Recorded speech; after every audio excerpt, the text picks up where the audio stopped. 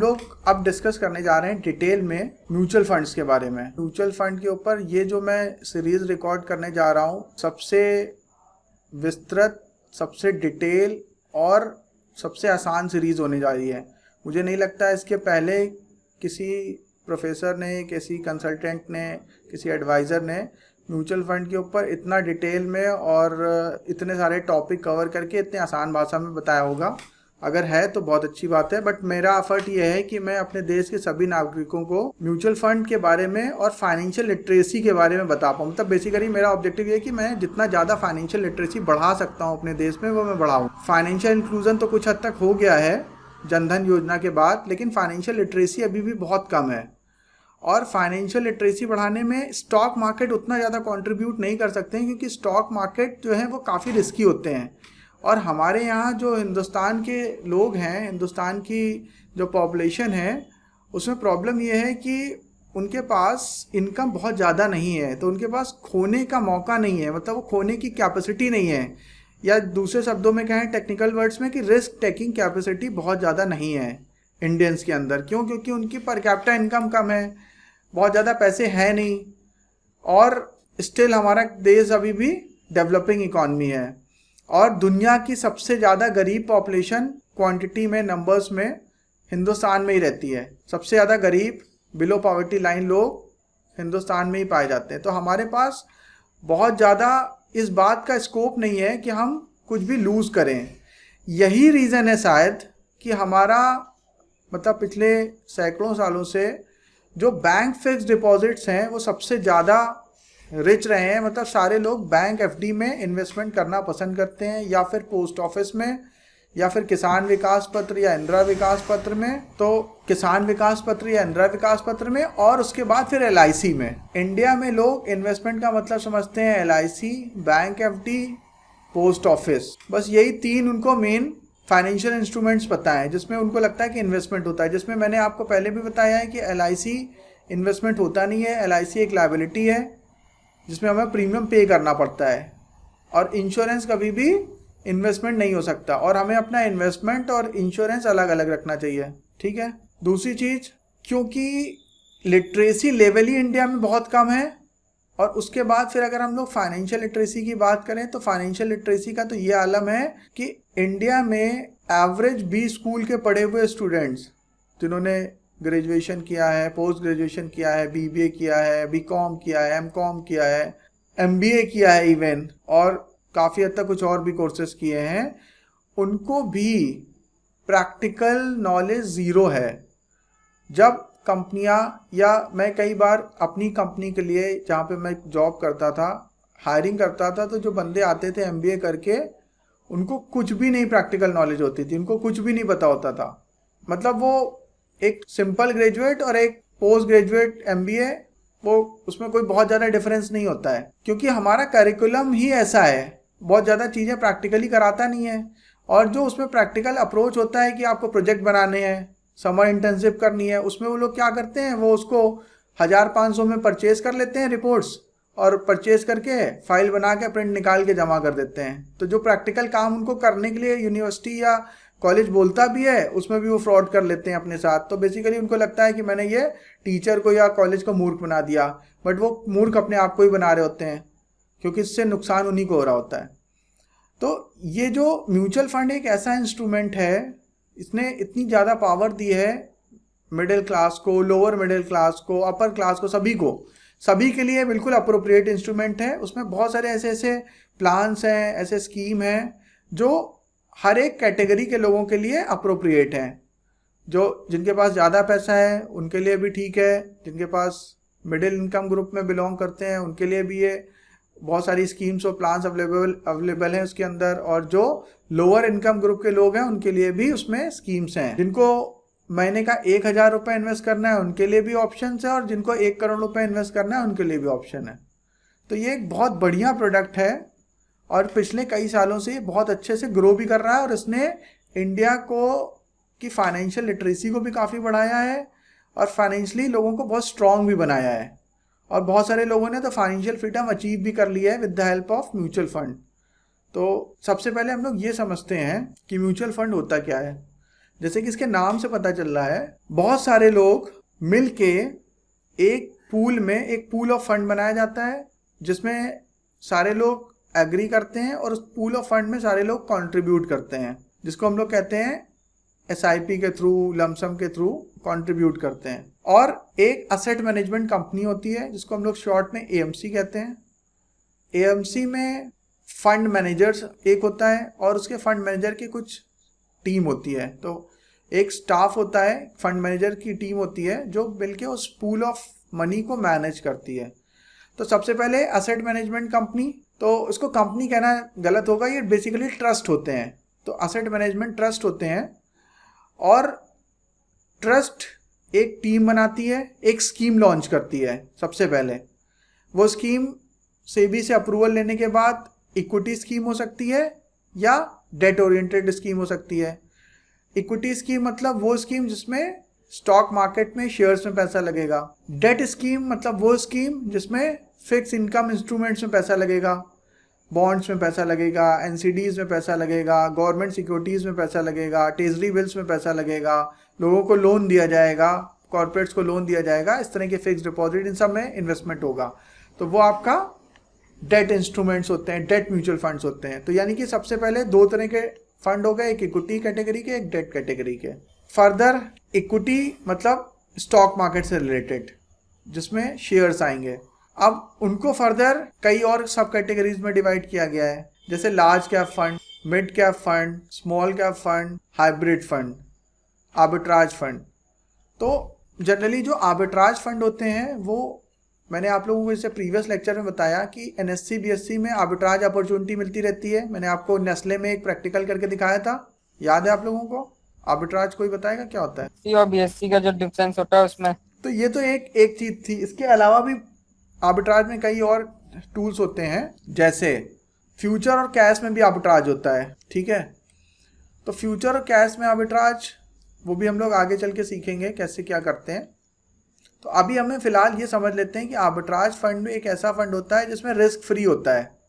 मैंने आपको दिखाया था कि NSE BSE के बीच में अगर हमारे पास होल्डिंग है तो हम रिस्क फ्री आर्बिट्राज कर सकते हैं, उसमें कोई रिस्क नहीं है। था ना ऐसा? Yes sir. ठीक है, तो प्रैक्टिकली कोई रिस्क नहीं होता, थ्योरेटिकल रिस्क रहता है कि हम ये नहीं बोल सकते हैं कि किसी एक इंस्ट्रूमेंट में रिस्क नहीं है।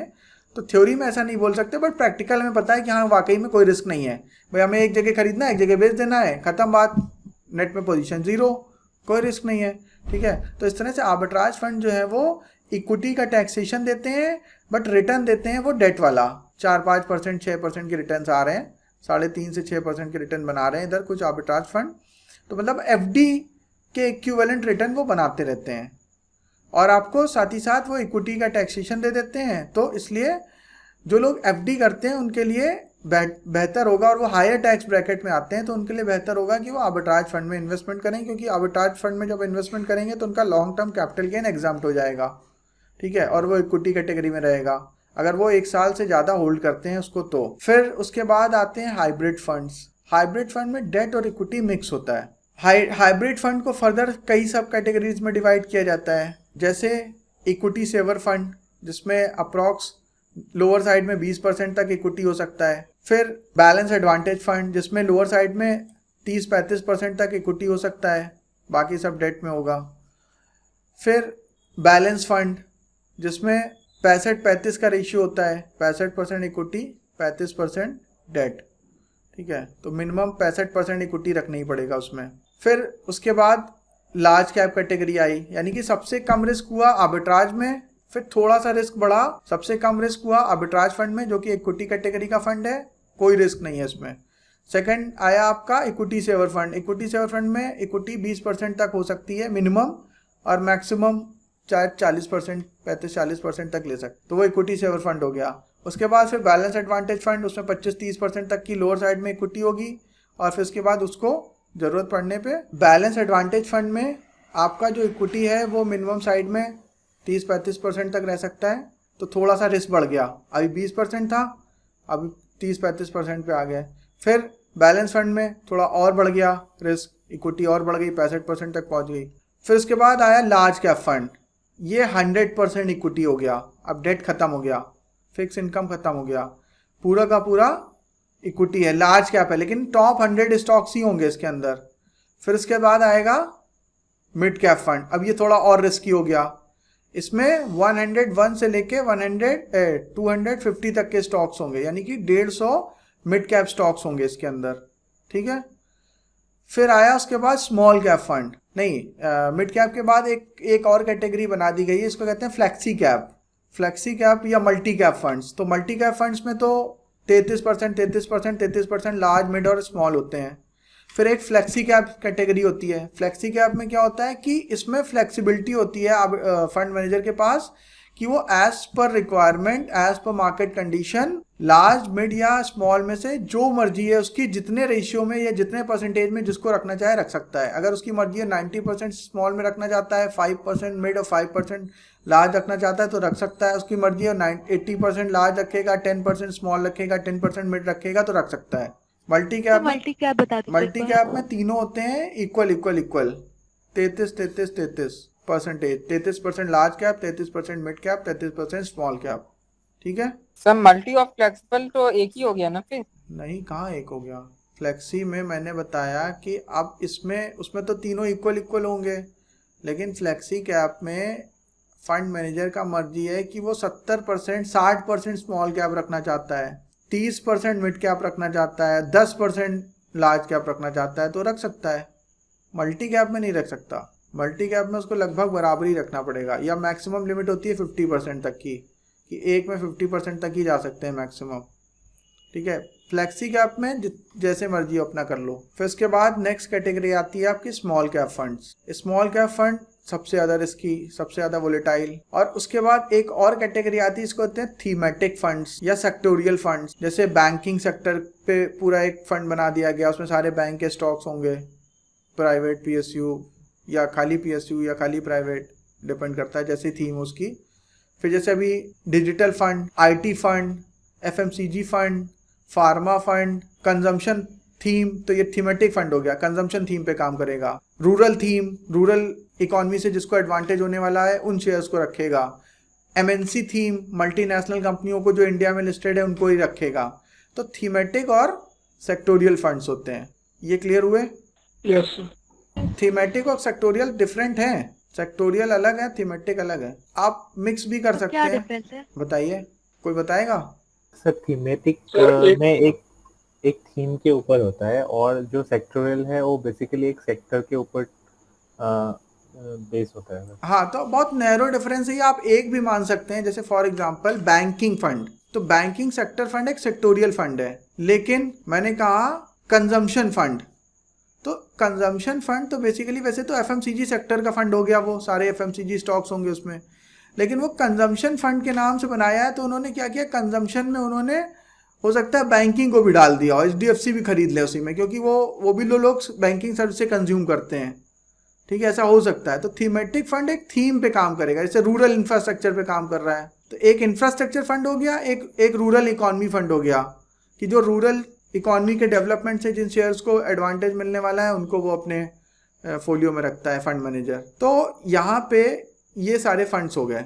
उसके बाद डेट फंड्स में भी बहुत होते हैं। डेट फंड तो बहुत कॉम्प्लिकेटेड होते हैं, और डेट फंड में लेकिन आपको बहुत ज़्यादा इंटर भी नहीं करना है। आपके पास डेट फंड में खाली लिक्विड फंड से आपको मतलब रखना है या ओवरनाइट फंड से। इसके बाद के और कोई लिक्विड फंड, डेट फंड में ज़्यादा जाने की जरूरत नहीं। बहुत ज़्यादा हो तो बॉन्ड फंड देख लो, कॉर्पोरेट बॉन्ड फंड देख लो, या बहुत ज़्यादा हो तो GSEC देख लो, लेकिन GSEC भी बहुत रिस्की होता है, गवर्नमेंट सिक्योरिटीज। हाँ हर्षित सर थीमेटिक फंड का कोई एग्जांपल बताइए सर। बताया तो अभी, कौन से फंड? ग्रेट कंज्यूमर फंड हो गया। मतलब नहीं, ये तो सेक्टोरियल फंड हो गया ना सर। कंज्यूमर फंड जो हुआ सर सेक्टोरियल फंड हो गया, ऐसे मेन उस पे थीमेटिक फंड पे। जैसे मैंने कहा बैंकिंग फंड, तो ये एक सेक्टोरियल फंड हो गया, बैंक सेक्टर पे काम करेगा, ठीक है। वैसे दोनों में बहुत ज़्यादा डिफरेंस है नहीं, लेकिन मैंने कहा Aditya Birla multinational companies fund, तो ये एक थीमेटिक फंड है, एक थीम पे काम कर रहा है, उसमें मल्टीनेशनल कंपनियां हैं जो इंडिया में लिस्टेड हैं। फिर मैंने कहा मेरा एसेट ग्रेट कंज्यूमर फंड, तो ये कंजम्पशन थीम पे काम कर रहा है, इसमें सेक्टर नहीं है। उसमें तो आपको IT का स्टॉक भी मिल जाएगा, बैंकिंग का भी मिल जाएगा, FMCG का भी मिल जाएगा, ज़्यादातर FMCG का मिलेंगे, लेकिन फार्मा में भी कंजम्पशन होता है, तो ये एक थीमेटिक फंड है। समझ में आया कि नहीं आया? यस सर, आगे आगे। लेक्चर क्लोज करने के पहले एक बार आपको छोटा सा रिकैप करा दें कि सबसे पहले एक एएमसी होती है। एएमसी एक स्कीम बनाती है, लेट अस अज्यूम उसने बनाया लार्ज कैप फंड। फिर वो जो स्कीम होती है उसमें एक फंड मैनेजर रखा जाता है, उसके हेल्प के लिए एक टीम रखी जाती है। जो फंड मैनेजर उसकी टीम मिलके रिसर्च करती है कि लार्ज कैप फंड में कौन से लार्ज कैप स्टॉक्स को रखना है, क्योंकि 100 के 100 तो रख लेंगे तो वो तो पैसिव हो जाएगा कि मतलब इंडेक्स ही बना दिया पूरा। तो वो 40-50 स्टॉक्स चूज करते हैं और फिर इसके बाद ये डिसाइड करते हैं कि कितना परसेंट कौन सा लेना है। HDFC बैंक 5% रखना है, कि रिलायंस 10% रखना है, कि इन्फोसिस 3% रखना है, कि TCS को 2% रखना है। ये सब सारा कौन डिसाइड करता है? फंड मैनेजर, उसकी टीम डिसाइड करती है। और फिर CFO भी होता है कंपनी में, chief financial officer, CIO, chief investment officer. तो चीफ इन्वेस्टमेंट ऑफिसर से अप्रूवल मिलके फिर इन्वेस्टमेंट होता है। ये फंड मैनेजर। ऐश्वर्य, आपको फंड मैनेजर वाला समझ में आया? चक्कर क्या है, कौन फंड मैनेजर होता है? Yes sir. अभी लेकिन आपको ये नहीं समझ में आया होगा कि जो हम एंजल, आपका वो जो क्वेश्चन है, लेकिन अभी भी वैसे ही का वैसे ही है कि एंजल से आपने एक 500 स्टॉक खरीद लिया या टॉप 100 स्टॉक खरीद लिया, तो उसका फंड मैनेजर कौन है? ये क्वेश्चन अभी भी यस है। सर। अब मैं क्लोज करने के पहले अच्छा बता ही देता हूँ कि जनरली जैसे एक्सचेंज ट्रेडेड फंड्स जो होते हैं वो भी कोई ना कोई कंपनी लॉन्च करती है, जैसे कि Reliance exchange ETF, HDFC Nifty ETF, HDFC Sensex 30 exchange traded fund. तो ये जो HDFC है, रिलायंस है, तो ये भी यही अपने एक एक फंड मैनेजर को अपॉइंट करते हैं। वो बाकी जो ये इंडेक्स को कॉपी करने वाले जो फंड्स होते हैं, इनमें फंड मैनेजर नहीं भी हो तब भी कोई प्रॉब्लम नहीं है। ये कंप्यूटर ही इसका फंड मैनेजर होता है, इसमें इंसान की जरूरत ही नहीं है। मतलब रोबोट भी फंड मैनेजर हो सकता है। अगर आपको निफ्टी 50 इंडेक्स फंड में इन्वेस्टमेंट करना है तो आपको फंड मैनेजर की जरूरत ही नहीं है। HDFC ने निफ्टी 50 एक्सचेंज ट्रेडेड फंड बना दिया और वो एक्सचेंज में लिस्ट हो गया, तो आपको सीधे खरीद लेना है उसको वहाँ से, एक्सचेंज से। उस पर्टिकुलर फंड को चलाने के लिए किसी फंड मैनेजर की जरूरत ही नहीं है। जो कंप्यूटर है वही कैलकुलेट कर देगा कि भैया आपको इतना पैसा आया है तो 12% रिलायंस लेना है, क्योंकि रिलायंस का वेट 12% है, 10% TCS लेना है, 10% HDFC लेना है, 7% इन्फोसिस लेना है, तो उसने पूरा एक फंड क्रिएट कर दिया। तो मतलब जो इंडेक्स फंड होते हैं उनको एक्टिव फंड मैनेजर की जरूरत भी नहीं होती, उनको फंड मैनेजर भी नहीं चाहिए होता, उनका फंड मैनेजर कंप्यूटर ही हो जाता है। मतलब उसको ट्रैक करना होता है जो मेन इंडेक्स होता है। और मेन इंडेक्स कौन बनाता है? मेन इंडेक्स बनाता है जैसे हम लोग कहते हैं S&P 500। तो S&P 500 का मतलब हुआ स्टैंडर्ड एंड पुअर्स ने वो 500 स्टॉक्स चूज किए हैं। S&P CNX 100, तो स्टैंडर्ड एंड पुअर और CNX ने टॉप 100 कंपनियों को वो इंडेक्स बनाया है। मतलब उसके अंदर जो एक्सपर्ट बैठे हुए हैं, उनके अंदर जो टीम बैठी हुई है, उन्होंने वो टॉप 100 स्टॉक्स कुछ पैरामीटर पे चूज करके उसमें फंड उस इंडेक्स में रखे हुए हैं। ज़्यादा तो नहीं हुआ? समझ में आ रहा है? ठीक है, चलिए, थैंक यू वेरी मच।